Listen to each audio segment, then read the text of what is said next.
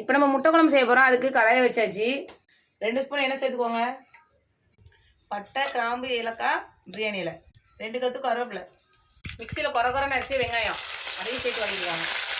வெங்காயம் நல்லா வதக்கியாச்சு. இஞ்சி பூண்டு பேஸ்ட் சேர்த்து வதக்கிக்கோங்க. அரைச்ச தக்காளி பேஸ்ட் சேர்த்துக்கோங்க. 1/4 டீஸ்பூன் மஞ்சள் தூள், 1 ஸ்பூன் தனி மிளகாய் தூள், 1 ஸ்பூன் தனியாத்தூள். நல்லா எண்ணெயிலே மிக்ஸ் பண்ணிக்கோங்க. தேவையான தண்ணி சேர்த்துக்கோங்க. நான் ஒரு டம்ளர் தண்ணி சேர்த்துக்கிறேன்.